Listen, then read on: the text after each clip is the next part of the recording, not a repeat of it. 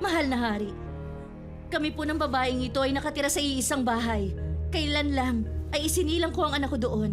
Pagkalipas ng 3 araw, ang anak naman niya ang isinilang. Wala kaming ibang kasama doon. Isang gabi, habang natutulog kami, nadaganan niya ang kanyang anak at ito ay namatay.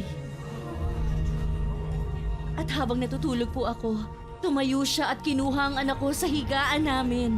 Nilagay niya ito sa higaan niya at tinabi sa akin ang walang buhay niyang sanggol. Hindi! Totoo ba yun? Ano sa tingin mo? Kinaumagahan, nang bumangon ako para bigyan siya ng gatas, nakita ko wala na siyang buhay. Pero nang pagmasdan ko siya sa liwanag, sigurado akong hindi siya ang tunay na anak ko. Hindi! Siya ang anak mo! Buhay pa ang anak ko! Anak mo ang walang buhay na sanggol! Buhay pa ang anak ko! Anong gagawin ni Solomon? Kung walang DNA test, walang paraan para malaman kung kaninong baby talaga yun.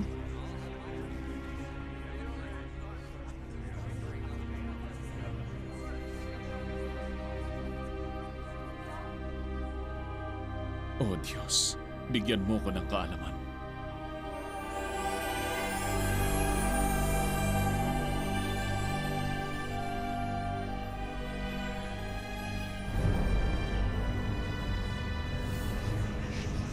Pareho niyong sinasabi na ang buhay ng sanggol ay sa inyo.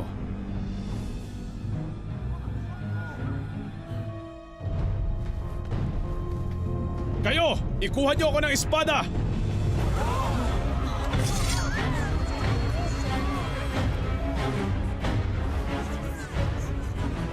Anong gagawin niya? Hatiin ang bata sa 2! Ibigay ang kalahati sa bawat isa! Hindi!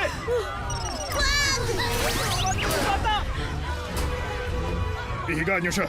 Pakiusap, huwag niyo patayin ang anak ko. Mahal na hari, mahal na mahal ko ang anak ko. Ibibigay ko na lang sa kanya. Huwag niyo lang siyang papaslangin.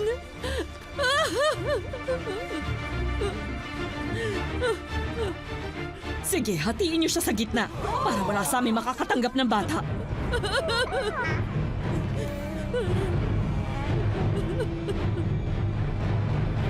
Huwag niyong patayin ang bata! Ibigay niyo siya sa babaeng gusto siyang mabuhay. Dahil siya ang tunay na ina. Mabuti naman. Salamat naman. Napakabuti ng hari. Buhay ang bata. Buhay ang hari. Anak ko! Kung ganun siya pala ang tunay na ina.